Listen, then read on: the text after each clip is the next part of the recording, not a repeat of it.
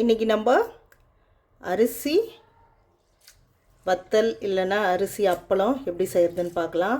பச்சரிசி நல்லா ஒரு அரை கிலோ அரிசிக்கு நான் ஊற வச்சுக்கிறேன். அதில் நல்லா ஒரு கைப்பிடி அளவு நம்ம மாவு ஜவ்வரிசி அதையும் சேர்த்து இது கூட ஒரு 3 மணி நேரம் நல்லா ஊற வச்சு எடுத்து கழுவி எடுத்து வச்சுக்கிறேன். இப்போ இந்த அடிக்கிற வெயிலுக்கு இந்த மாதிரி செஞ்சு வச்சுக்கணுன்னா நமக்கு ஒரு வருஷம் வரலாம் கெடாமல் இருக்கும். இப்போ இதை ஒரு மிக்ஸி ஜாரில் சேர்த்துட்டு நல்லா நைஸாக அரைச்சி எடுத்துக்கலாம். பாருங்கள், நல்லா அரைச்சாச்சு. இதை தோசை மாவு பதத்தை விட இன்னும் கொஞ்சம் தண்ணியாகவே இருக்கணும். பாருங்கள், இந்த அளவுக்கு தண்ணியாக இருக்கணும். கரண்டி சின்ன கரண்டியாக போட்டுக்குங்க.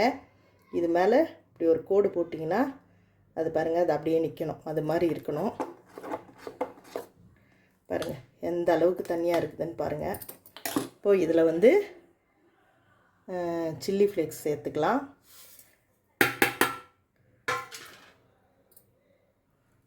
உப்பு இந்த அளவுக்கு சேர்த்துக்கலாம். இதில் அரை உப்பு இருக்கிற மாதிரி பார்த்துக்குங்க. ஏன்னா காஞ்சிச்சுன்னா இது ரொம்ப உப்பாக தெரியும் அப்போ உங்களுக்கு. அதனால் ஒரு அரை உப்பு அளவுக்கு சேர்த்துக்கிட்டா போதும். இந்த அளவுக்கு சீரகம் சேர்த்துக்கலாம். சீரகம் கொஞ்சம் நல்லா சேர்த்திங்கன்னா நல்லா வாசனையாக இருக்கும். பெருங்காயத்தூள் கொஞ்சம் சேர்த்துக்கலாம். சேர்த்துட்டு நல்லா கலந்து விட்டுக்கங்க.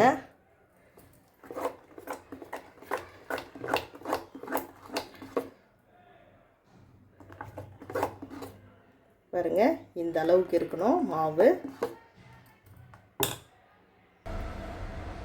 அந்த மாவு ஒரு பக்கம் இருக்கட்டும். இந்த மாதிரி ஒரு பாத்திரத்தில் நல்லா இந்த கோடு அளவுக்கு தண்ணி எடுத்து நம்ம இந்த மாதிரி ஒரு வெள்ளை துணியை நல்லா டைட்டாக போட்டு நாடாக போட்டு கட்டி எடுத்து வச்சுக்கலாம். இப்போ ஸ்டவ் பற்ற வச்சு நம்ம தண்ணியை நல்லா கொதிக்க வச்சுக்கோங்க. ஃபஸ்ட்டு நல்லா கொதி வரட்டும். தண்ணி நல்லா கொதிக்க ஆரம்பிச்சிச்சு. பாருங்கள், இந்த துணியை சூடாகி அது மேலே ஆவரி வர ஆரம்பிச்சிச்சு. இப்போ என்ன பண்ணலாம், மாவு கிட்ட எடுத்து வச்சுக்கிட்டு அந்த சின்ன கரண்டியில் ஒரு அரை கரண்டி மட்டும் எடுத்துக்கலாம். பாருங்கள், எடுத்துட்டு இதில் ஊற்றிட்டு பாருங்கள் மெல்லிசாக இந்த மாதிரி தேய்ச்சி விடுங்க. கனமாக இருந்ததுன்னா அது அப்பளம் நல்லா இருக்காது, ரொம்ப கனமாக இருக்கும். இந்த மாதிரி மெல்லிசாக தேய்ச்சி விடுங்க. இந்த மாதிரி ஒரு 3-4 செகண்டு இப்படி தேய்ச்சி விட்டிங்கன்னா தான் ஈவனாக இருக்கும். ஊற்றி அப்படியே மொத்தமாக விட்டுறாதீங்க. அவ்வளோதாங்க.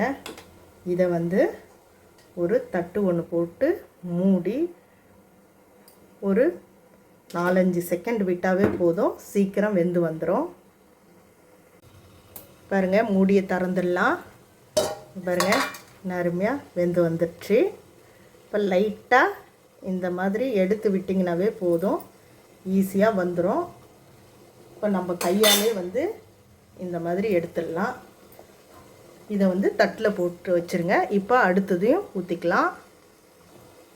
பாருங்கள், அடுத்ததையும் ஊற்றுறேன்.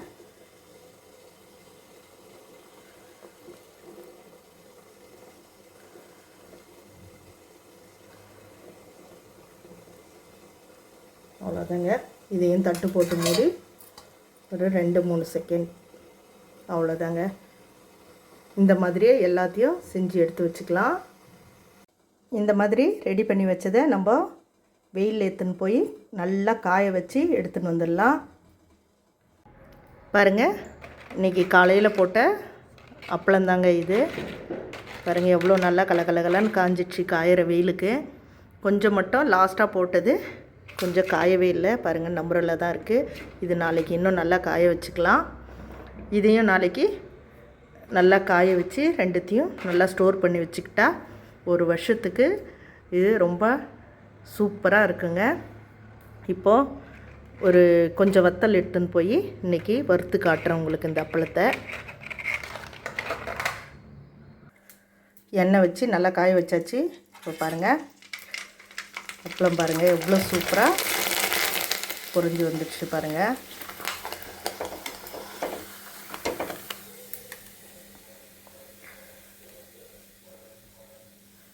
இன்னொன்றும் போட்டு காட்டுறேன் பாருங்கள்.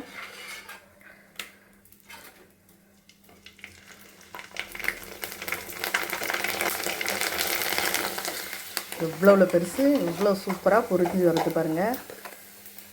நீங்களும் ஒரு முறை இந்த மாதிரி வீட்டில் ட்ரை பண்ணி பாருங்கள்.